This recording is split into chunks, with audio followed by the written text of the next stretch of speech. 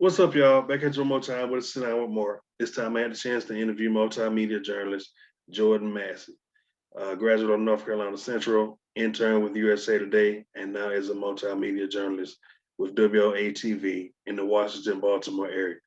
Ask y'all to like, comment, subscribe. Let me know what y'all think. Um, be on the lookout, y'all, because I am coming out from the computer, so I may be in a city near you.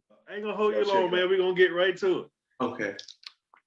Talk about the excitement of interning with a newspaper such as USA Today and knowing how big it is, and talk about what your day-to-day duties were.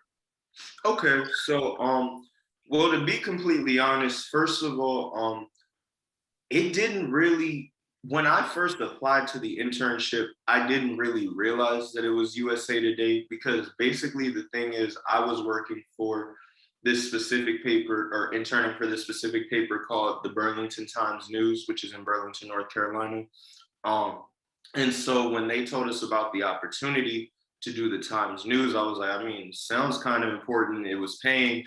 And at the time, my internship at the time wasn't paying, so I was like, you got to do what you got to do. And then once I got it, and then I started getting my stuff and like they're sending me the emails, I'm like, oh, wait, because I don't really read news like that. That's the craziest part. So sometimes that surprises people because I've had such a successful, I don't want to say like career, but like I feel like the path that I'm on in news journalism, all that has been successful, but I don't really watch news. You get what I'm saying? And so I was like, they seem familiar, but it wasn't really hitting me just yet until like I had to like look them up and be like, oh yeah, wait, USA Today, that's like everything. You get what I'm saying? Like they're in like pretty much any story that you look up, USA Today has done a story on it, really. And so I was like, whoa.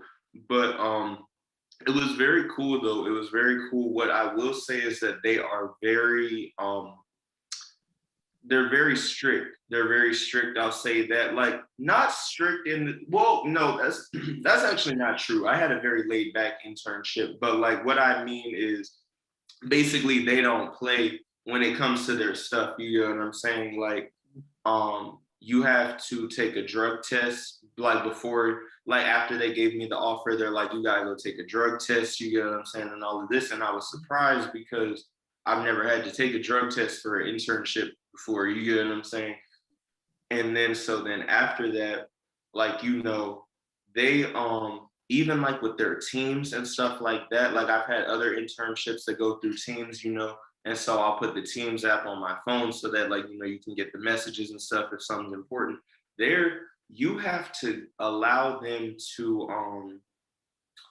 what do you have to do? You have to let them be able to monitor your phone at all times. So like you have to give them permission to monitor your phone in order to even put the Teams app on your phone.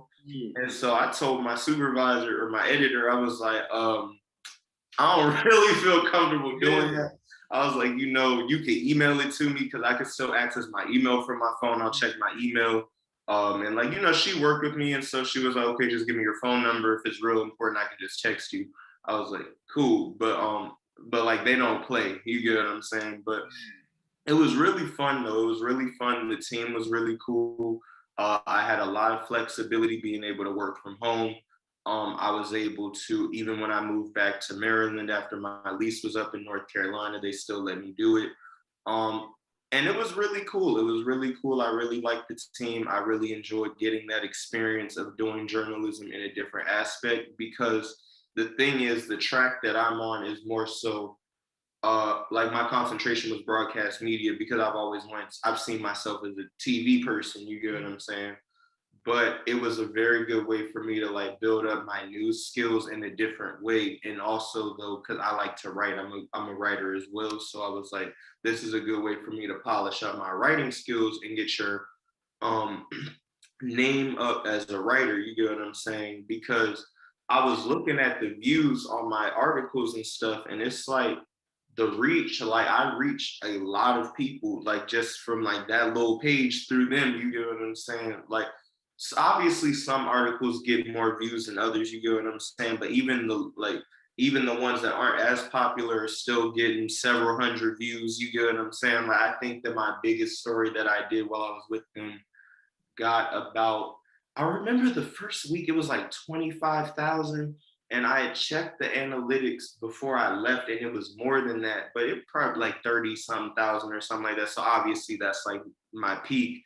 You get what I'm saying? But just the fact that knowing that the stuff I write about is being seen by that many people, that's like a big deal. You get what I'm saying? And so a lot of what I did was just producing articles because because the Times News is the primary paper in Burlington. A lot of times people email stuff to the company.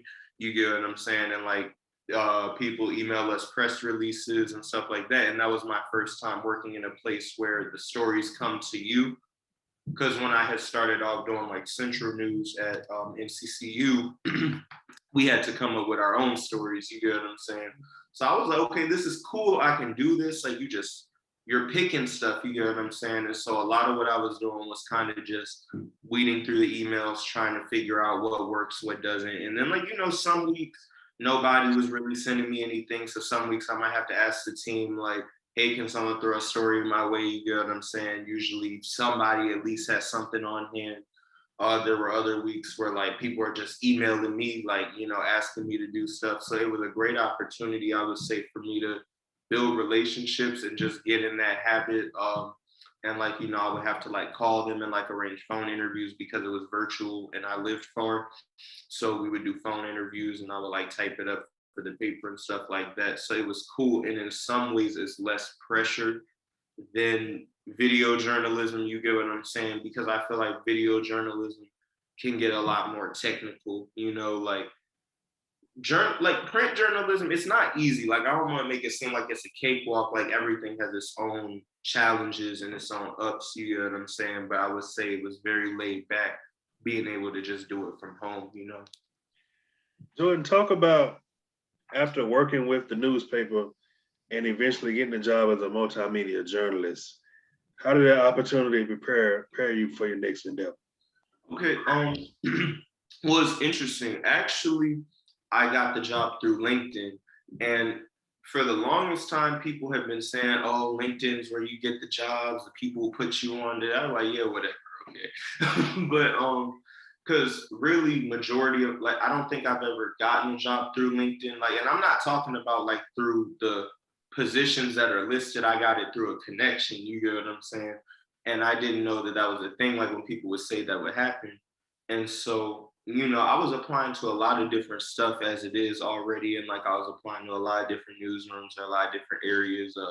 I was applying to some stuff that's in entertainment, some stuff in print journalism, and actually because I wasn't sure what was happening because I was getting a lot of no's or no callbacks, I had actually asked my editor. I was like, I actually wouldn't mind staying with the paper if there was a way that could be worked out, but then I would have had to, move back to North Carolina and get a place there. I was like, well, I don't really want to do that either. But I was like, could you put me on with one of the papers in Maryland? Because USA Today and Gannett, they have papers in pretty much every state.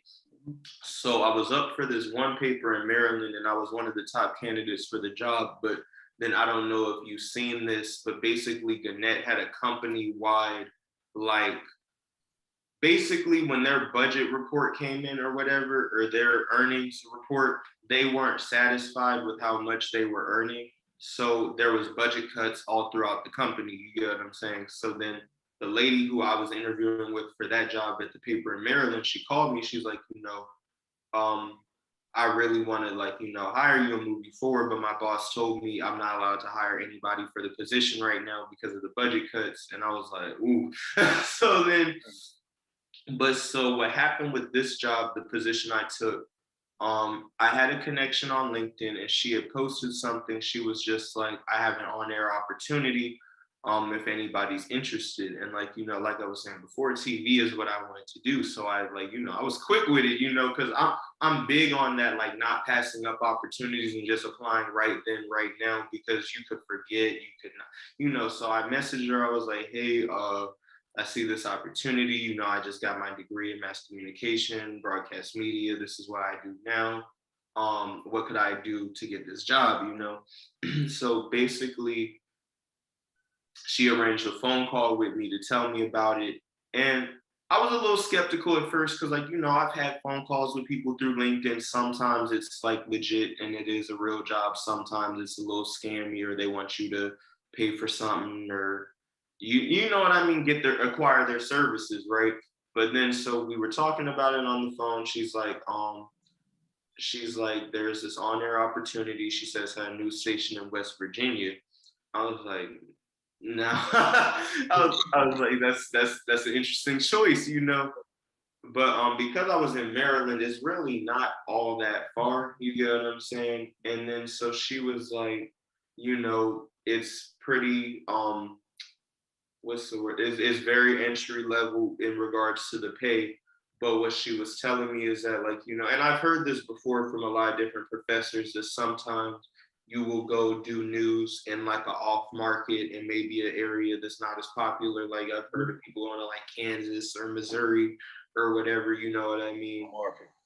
Huh? Market. hmm And then so basically, and like, and just build your portfolio while you're there, build your reel up, and then you go to one of the areas you want to move to. You get what I'm saying?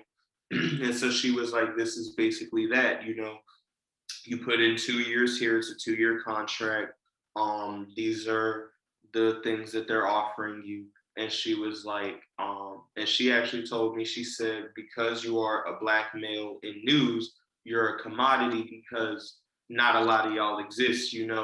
So she was like, if you go take this opportunity and then you hire me to be your agent, when you're done, I can negotiate you a job with double that pay. So I was like, cool, you know. So then basically that happened. So she was just like, she's trying to like, really put on like the Black people too. Cause like I was like, cause she a sister, you know what I'm saying? Like I like respect, you know what I'm saying? She like, you seem like you got your stuff together, like you send me your portfolio, you have all your stuff ready. I'm gonna like, and if they're interested, they'll give you a call back. So then I always get nervous when it comes to that now because I'm like, okay. But then so then that was cool though. And so then basically I was going on about my business, and while I was while I was on vacation, I actually got a call. And typically I don't answer calls from other states because the news director who called me to he wasn't in he doesn't have a West Virginia phone number. Do you get what I'm saying? Because because like if you applied to a job in a certain state and then you get a call from there, then but it was from some other state, so I almost didn't answer because we live in the era of spam calls right now, and they love just blowing your phone up. So, but some just told me answer it. So I answered it, and he was like, "Hi, is this Jordan?" And I'm like, "Yeah." And then he's like, "I'm with the station." I'm like, "Good thing I picked up." So then basically he's telling me about, I'm with the station. We want to hire you. I didn't even have to do a formal interview. So that talent agent, my connection on LinkedIn, she really put me on. You get what I'm saying? Because I've never received a job offer before without having an interview. So that tells you she was really hyping you up. So he was like, "We want to bring you on. If you're still interested, I could get you an offer letter soon." And then really from there it was history. And so now I'm out here. Jordan, I want to switch gears for a little bit. Talk Right. about, you see everybody now doing podcasts. Mm-hmm. Man, talk about how you got started and what you discuss. Okay. So to talk a little bit about my podcast is called Mozzie Music Lounge. It streams on Spotify. It is a music themed podcast. And basically what we talk about on there, it's just a combination of things. It's focused heavily on Black music. Basically, I got the idea to start it because I wanted to do something like this for a while because I used to make music. I used to rap and stuff. And so basically I kind of always went to do like my own like radio show kind of thing, like because I've always thought that was cool growing up and like listening to the radio. and like people just having talks and stuff and having music, and I was like, mine gonna be different. It ain't gonna be all loaded up with ads and all this other nonsense. Is gonna be like we gonna be talking about the music that's being played in the show. So I've had all types of different guests. Because I usually don't do the episodes by myself. I usually bring on a guest and like have a back and forth. So I've had on like family members, like I've had my parents on there, my sister on there. I brought friends on there. I brought other people who do music on there. Last or this week, actually, I just put out my first episode with a Nigerian artist. He's in Nigeria, and so I did event coverage. Like I got to go to the Dreamville Festival this year, and I worked backstage, so I got to do an episode talking about that and just different things like that. Basically, I got the idea to start it because what happened? Oh yeah, it was in December. Basically, what happened was I was interning with this other company, and they asked me to resign basically because I wasn't doing anything wrong, but it's like one of those things where it's like numbers based. And so I wasn't pulling in the numbers that they wanted me to for that particular internship. So they were like, we're gonna ask you to resign. So that way, if anybody asks you, you can say you resigned and you can still get another job. And so basically, I didn't usually I'm the type of person to solidify something else before I leave, but because they kind of like pushed me out a little bit, it was like, oh, so basically for that month, I didn't really have an internship, but it was okay because it's December, you get what I'm saying? And everybody kind of be more worried about the holidays anyways. And it's always good to give yourself a break because like that whole last semester I was doing school and running around too for my internship. So I was just at home and I was chilling. And then I was like, now would be the time for me to really start my business. And now I was like, or not really a bit, well, it's like a company, I would say, because it's an entertainment entity that produces content, but it doesn't really, I don't do anything that generates revenue or like I don't have services or anything like that. You get what I'm saying? But so I was like, you're a mass comm major. You need to be producing more content anyway. Now that you're not really doing anything, now is your chance to start working on some stuff. So then I decided to build myself a brand. I call it Multimediation Entertainment. It's on Instagram at Multimediation for anyone that wants to follow, show support, you feel me? And basically, I started that and I asked one of my friends, hey, can you design a brand for me? This is what I'm trying to do. This is my concept for the brand. This is my concept for the podcast. He got both of those logos to me like that day, the next day. I was like, okay, so there's no excuses, put out some content. And then really the rest has been history, and I just been going strong ever since. That's what's up. Is being a multimedia journalist your final stop in the media? If not, what else do you feel like you have left to accomplish? Oh, a lot, to be honest, a lot. I feel like ideally where I see myself is, or I don't want to say ideally because I don't like to just set specific outcomes like, oh, this is the only way I'll be happy if it happens like this, because that's not true. But where I saw myself was being a writer and director for like films and TV shows and things like that. That's really what I want to do. I want to write and produce my own movies and shows. But basically because I do a lot of other stuff so because I've now taken this multimedia journalist position with the news station, I'm going to be doing journalism for 2 years, and I really want to build myself up with the station, get some experience. I'm gonna be, of course, reporting on camera. I want to get some experience, like doing audio editing, because that'll also help me with my podcast. You know what I'm saying? Experience news directing. I want to get experience basically. I don't really want to do master control that much, but I at least want to see how it works and get the general idea, and basically so that I can be a commodity to any TV station that I go to after the fact. You get what I'm saying?